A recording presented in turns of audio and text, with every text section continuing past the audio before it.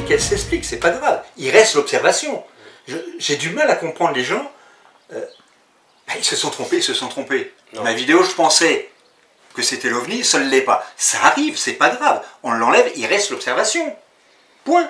Oui, mais tu as deux témoins. Pourquoi faire des cacavelles pareilles pour pouvoir rétablir une vidéo qui ne vaut rien? Tu as deux témoins, dont un qui ne veut pas témoigner. Il a témoigné après. Ouais, mais enfin bon. Il y a beaucoup à dire, mais bon... voilà, moi, tu sais, les témoignages tardifs d'un deuxième témoin qui se manifeste, peut-être parce que bon, on a insisté pour qu'il se manifeste, mais qui au départ ne voulait pas. Au départ, il ne voulait pas témoigner parce qu'il avait peur un peu de la gendarmerie, mais bon, ça peut se comprendre. Et puis là-dessus, M. Comtesse a raison, ça peut se comprendre. On parle du troisième témoin, mais le troisième il n'y a pas de troisième témoin. Il n'y a pas de troisième témoin. C'est quelqu'un qui les a connus, c'est pas pareil. Donc c'est pas un témoin, c'est quelqu'un qui les a connus. D'après ce que j'ai compris. Hein, voilà. Mais moi, je le connais pas ce mec. Jamais il m'a écrit. Il t'a pas écrit? Non. Voilà. Donc pourquoi il nous mêle à ça? Je comprends pas. Il fait vraiment une fixe sur nous. Peut-être qu'on est là pour égayer ses soirées. Vous savez, moi je crois que dans le fond, le problème qu'il y a entre lui et vous, c'est qu'il vous aime pas, c'est tout. Voilà, voilà, ben il nous ignore. Moi je l'ignore. S'il nous ignore, tout se passera bien. Oui, mais après, il peut critiquer nos travaux. Qu'est-ce qu'il va dire après? Mais il trouvera quelqu'un d'autre. Oui, c'est vrai. Ouais, c'est vrai que ça va être difficile. Ouais. Enfin, moi, ça me fait marrer tout ça. Enfin bon. Moi, je suis revenu travailler un peu dans le monde ufologique parce que je donne des petits coups de main à des petits camarades pour diverses choses qui n'ont rien à voir. Pour la sauvegarde, toi. Mais non, il paraît que le saut, comment j'ai vu ça, c'est un repère de sceptique. C'est un repère de sceptique. Parce que ce sont des sceptiques qui ont eu l'idée de dire on va sauver les archives pour les mettre à la disposition de tous. Et ils ont oublié à la disposition de tous. On va sauvegarder les sceptiques vont sauvegarder les archives. Et on s'arrête là. Ils vont Donc ils vont tout cacher, ils vont tout. Voilà, ils vont s'en servir des archives. J'ai même lu, je ne sais pas de qui, un des TCE, un des extrémistes, là, qui disait mais Seret me mettrait des bâtons dans les roues, je ne pourrais pas consulter. Je ne fais pas partie du sceau. J'en fais pas partie. J'ai travaillé pour le sceau. Je fais des scans, je leur envoie. C'est pas pareil. C'est pas pareil. Mais j'ai aucun pouvoir au sceau, je suis même pas membre. Mais... Et puis, il suffit de se renseigner. On leur envoie un mot au secrétaire, est-ce que je peux consulter tel document? Et ils auront la surprise d'avoir la bonne réponse. Et ils peuvent marquer ce rêve m'en empêcher. Et ils vont recevoir une réponse en disant ça me fait bien rire. Alors, juste pour dire que ce qui m'a fort étonné, justement, c'est que certains ont dit, mais en fait, on ne peut pas consulter dans le site du sceau les documents qu'il sauvegarde, ce qui est tout à fait normal, puisqu'il y a des droits, des propriétés intellectuelles, etc. Et le but du sceau n'est pas, pour l'instant, de mettre en ligne ces documents-là, d'autant que certains sont des documents personnels, etc. Mais ils sont bien déposés dans des archives.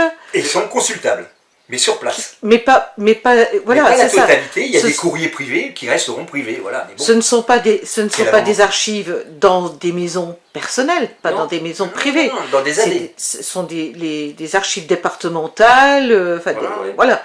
Donc, mais comment peut-on accuser les gens du sceau de sauvegarder des archives pour leur compte personnel et ne pas les mettre en ligne? C'est tout simple pourtant. Pourquoi se poser la question? Pourquoi distiller ce doute? Parce que c'est la mode. Au niveau du sceau. C'est la mode de distiller le doute vis-à-vis d'une démarche... de l'honnêteté. Non, mais je parle même pas de ça, moi. Je vais vous dire, pour moi, l'idée du sceau, l'idée de base du sceau, ça a été une des rares bonnes idées de gens dans le domaine de l'ufologie. Il y en a eu des bonnes idées, ça fait partie d'une des rares. Éviter que tout ce qui a été fait se perde. On ne brûle pas les livres, parce que c'est une mine d'informations. Et je me fous de savoir qui a écrit quoi. Je lis parce que c'est une mine d'informations. Vous comprenez ça?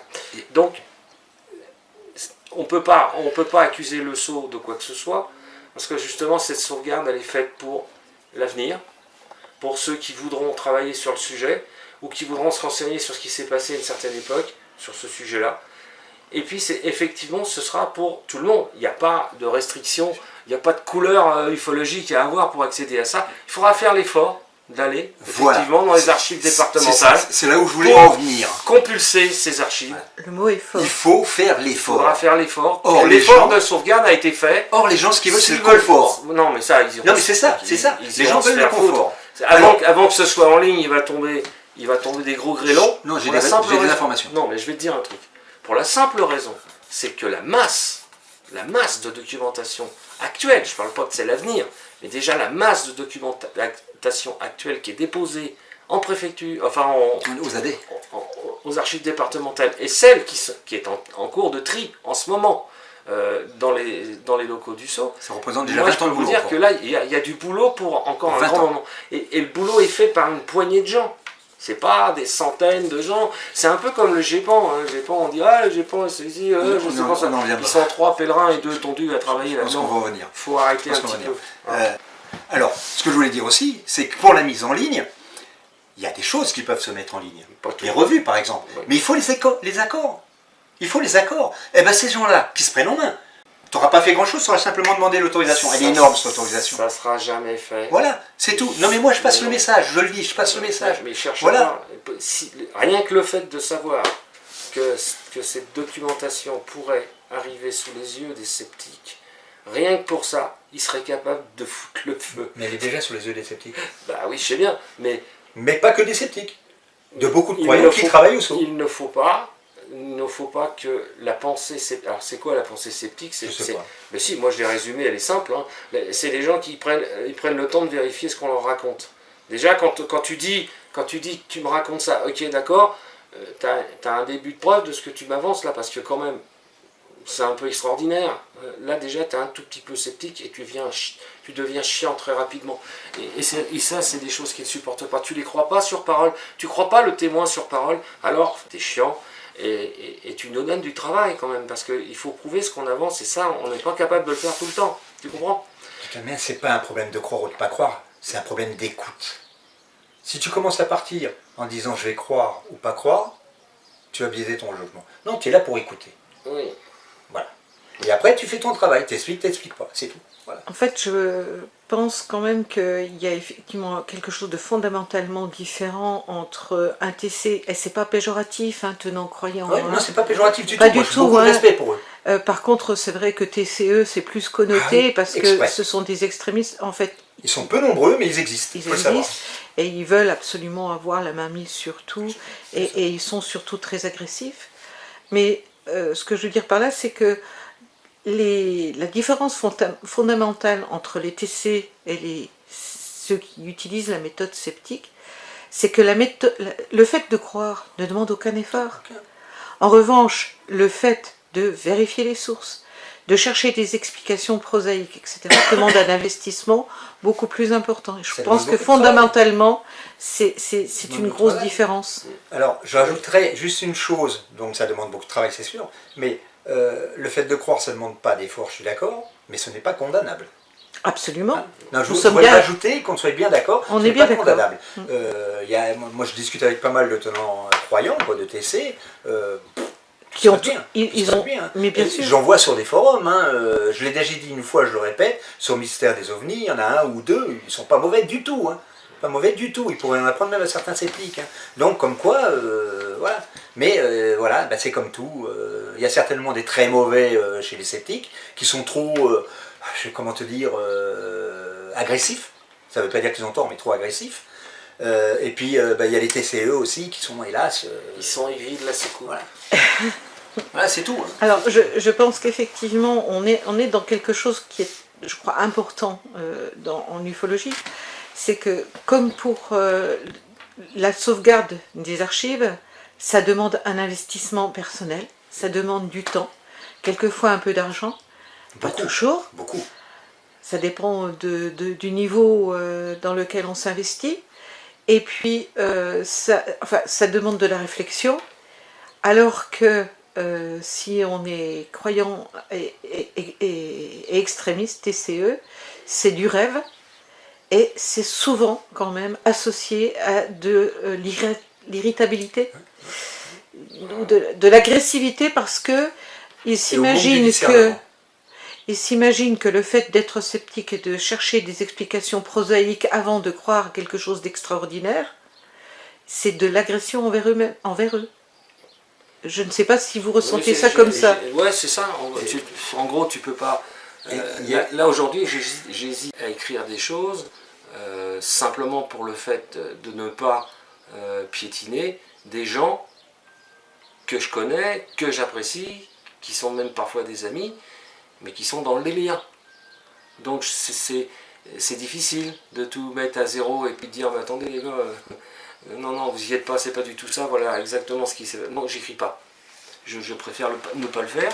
Et je suis pas le seul à faire de la rétention d'informations sur certains cas, juste pour ne pas faire de la peine à des amis.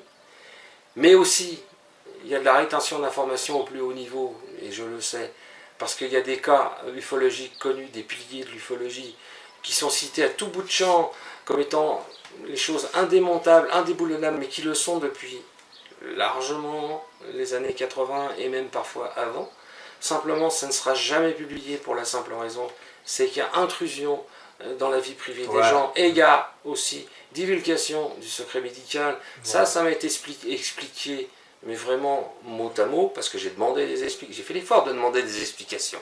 Pourquoi c'est pas publié alors que je sais que ça existe? Et simplement pour ça. Il y a des procès qui sont au-dessus de la tête des gens, et que ce soit les gens du GEPAN ou que ce soit une autre administration, il y a une loi. Il y a une loi. Et dans 100 ans, ça ne sera pas pareil. Voilà, et dans 100 ans, ceux qui vont lire ça, ils diraient ah, ben le sceptique avait raison. 60 ans. Voilà, c'est tout. Parce qu'on a lu l'information, on le sait. Voilà. Et ça pas c'est pas qu'on veut cacher, et par contre, quand ils disent, tous ces gens-là, l'État, les militaires, les scientifiques, le GEPAN, tout ça, ils nous cachent des choses, tout ça. Il y a des choses qui sont cachées, mais ce n'est pas celles qui croient, eux. Les choses qui sont cachées, c'est justement qu'il n'y a rien à savoir. Et ça, c'est bien caché.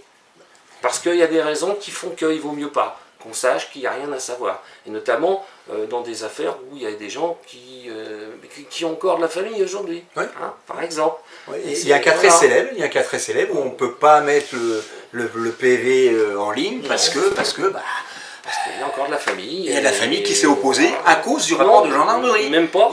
Si. Des fois, il suffit que la famille elle soit existante pour que ce ne soit pas publié. Moi j'ai un truc qui me tient à cœur, c'est une conversation téléphonique que j'ai eue avec un scientifique qui partait en plein délire. Je n'oserais jamais écrire en toutes lettres son nom et quand je raconte cette histoire, et simplement parce que je sais qu'il a des enfants qui sont toujours là. Et j'aimerais pas trop, ce serait pas de bon augure que ces enfants ils tombent sur ce texte qui parle de leur père et s'il est capable de dire. Et puis il y a un côté éthique. Oui, ça je fais parce pas. Parce que sur ce cas, je te dis là, je peux pas être mis en ligne en PV de gendarmerie parce qu'il y a quelque chose dedans qui fait que ça salit la réputation du gars. La famille s'est opposée, ce qui est normal. Oui, c'est normal. Bon. Mais il y a aussi des choses que nous on sait. Par exemple, on a fait l'affaire de Thésée, on ne peut pas révéler. Pourquoi il y a eu ça? Parce qu'il y a encore la famille sur place. Oui. Puis il se passe des choses des fois que c'est pas bon de les raconter. On peut pas le dire. C'est pas beau de le raconter. Donc on reste light, et puis après les gens, qu'importe, mais l'information elle est là. Non mais le problème c'est que moi ce qui m'agace, c'est qu'il y a des systèmes de croyances qui sont basés sur des piliers indéboulonnables de l'ufologie. Bon, il y a quelques-uns qui ont pris des baffes dernièrement, mais il y a ces fameux piliers indéboulonnables et qui on finit par savoir que bon, c'est pas tout à fait indéboulonnable, il y a quand même des choses qui sont pas claires, et puis on finit par les connaître, mais il se trouve que l'ufologie est toujours basée sur ces bases, de piliers indéboulonnables, entre guillemets, et les choses tiennent sur rien en fait. Il faut quand même, c'est fabuleux ça. Il faut bien quand même se mettre dans la tête, il y a des intérêts à tout niveau. Si on prend l'affaire Masse, c'est pas du tout ce qu'on raconte aujourd'hui par exemple. Il y a des tas de contradictions, déjà dès l'origine, mais... Et si toi, tu as le malheur d'en parler, tu es un débunker. Ouais. Mais non, il y a toutes les sources. Ouais, bon, enfin là, on est en train de... Moi, ça m'intéresse beaucoup l'histoire de Valençol, parce que je suis en train d'assister in vivo à la reproduction de Lourdes, par exemple. Je prends un exemple que tout le monde peut vérifier dans toutes les presses, comme ça, au moins, c'est très facile. Je ne donne que ce détail-là, mais j'en ai 40, 45, 47, je crois. Point. Juste un point, la lavande n'a pas repoussé pendant 10 ans. Et on fournit, tu sais, à l'époque du Géos, Gérard Leboeuf faisait des petites diapos. Ouais, exact. Comme je l'ai perdu, j'ai demandé à Gérard, il m'a dit mais je l'ai, tiens, je t'en envoie une, tac, je peux l'utiliser, oui, oui, gentil. Et on voit la trace, enfin l'emplacement de la trace où il y a de l'herbe. Si ça n'a pas repoussé pendant 10 ans, pourquoi il y a l'herbe? La diapo, elle date de 71. Ça fait donc moins de 10 ans. Nous sommes d'accord. Et puis tu as les articles de presse qui t'expliquent que M. Masse, après la ferveur que ça a eu, s'est mis à replanter ces petits trucs de lavandin. Mais les gens continuent à venir. Et piétinaient le lavandin. Ils piétinaient, ils ramassaient la terre, au point qu'ils en ont fait une cuvette, et ils piquaient les plants de lavandin. Il a abandonné. Pendant 6 mois, il n'a plus rien mis. Mais ça continue à en piquer autour. Qu'est-ce qu'il a fait? Il a tout rasé, il a mis du blé noir. Et ça a poussé de partout. C'est marqué dans les journaux. Et son propre ami, M. Chassepoul, j'ai le dossier ici, je peux le sortir, qui dit, mais pendant 10 ans, ça n'a pas repoussé. Qu'est-ce que tu fais? Voilà. Voilà comment on bâtit une légende. Voilà comment on bâtit une légende. Ouais, Parce que plus les éléments sont extraordinaires, plus ça grossit le cas. T'as l'affaire de Transport-Provence, c'est un peu la même chose. Hein. Soi-disant, la trace a perduré pendant des dizaines d'années. Oui, ça c'est tout nouveau, ça. C'est complètement tout ridicule. récent. J'y suis allé moi personnellement sur la trace Tout récent. dans les années 80. J'étais avec 3 mois après, il n'y avait plus rien. Michel Figuet et Thierry Pinvidic. Peu de temps après l'histoire de la trace, là, soi-disant. 3 mois après, il n'y avait plus rien. Il restait rien. Donc là, je ne sais pas où ils ont été chercher que la trace a perduré jusque je sais plus quelle. Dans les années 2000, il y en a un qui prétendait, je sais plus. Oui, c'est pas si vieux. C'est dans Nexus, Ah bah. dans les années 2015, 2016, un truc comme ça, je crois. Nexus, là. Un article où on parle d'Éric Durcher et compagnie. La référence, ouais. Apparemment, c'est une nouvelle enquêtrice qui aurait eu cette révélation de. Alors, c'est pas forcément Renato qui raconte ça. Hein. Ça peut être le journaliste qui en rajoute ou l'enquêtrice qui n'a pas compris. Hein. Mais voilà quoi. Voilà comment on peut rajouter un élément dans le. Quand tu comprends pas les choses, tu te les fais répéter 2-3 fois. Après, tu comprends. Mais bon, c'est un détail. C'est l'habitude qu'il faut avoir, c'est de remonter les sources jusqu'à temps que tu puisses plus remonter une source. C'est quand tu arrives à celui qui a raconté la salade le premier. Et là, tu peux avoir une discussion. Moi, j'ai vu l'affaire. Tiens, on parlait de l'affaire SGDN tout à l'heure. Moi, j'ai vécu l'affaire de Sergi Pontoise, soi-disant l'intervention des services spéciaux qui auraient monté cette histoire. Alors là, j'ai explosé de rire parce que s'il y a une équipe qui ne pouvait pas marcher avec des services de l'État, c'est Prévost, Fontaine et Ndiaye, parce que alors là, franchement, ils n'avaient rien à foutre avec les services de l'État. Parce que attention. Il est fuyé. Bah, complètement. Attends. J'en rajoute pas parce que ça fait partie aussi de la vie privée, ça. Voilà. Même s'il y en a qui sont décédés, même s'ils sont décédés tous les trois, je ne le dirai pas. Il aurait fallu, pour que ça puisse être organisé, qu'il y en ait au moins un dans la bande qui soit complice. Parce que sinon, c'est pas réalisable. Si on réfléchit bien, la façon dont on prétend que ça s'est passé, cette histoire-là, et si ça avait été organisé par un service de l'État, c'est infaisable s'il n'y avait pas eu un complice. Au moins un. Au moins un. Et je ne peux pas imaginer que un de ces trois-là ait marché dans une combine, même rémunéré, par un service de l'État pour monter cette histoire-là. Il aurait fallu aussi que le service en question imagine les interventions extérieures, notamment de Jimmy Gueux, de Joël Ménard et toute cette bande-là. Il aurait fallu qu'ils imaginent ce que ça allait donner, et il aurait fallu qu'ils imaginent l'ampleur que ça allait prendre. Déjà, ça demande beaucoup d'imagination. Et les services de l'État, l'imagination, c'est pas leur fort. Pire dans tout ça, c'est pour quelle raison ils auraient fait ça? Pour quelle raison? Eh bien, pour masquer les frasques de nos soi-disant gouvernants avec des histoires dans le style l'assassinat de tel ministre ou les frasques de l'empereur Bokassa et ses diamants et Giscard d'Estaing.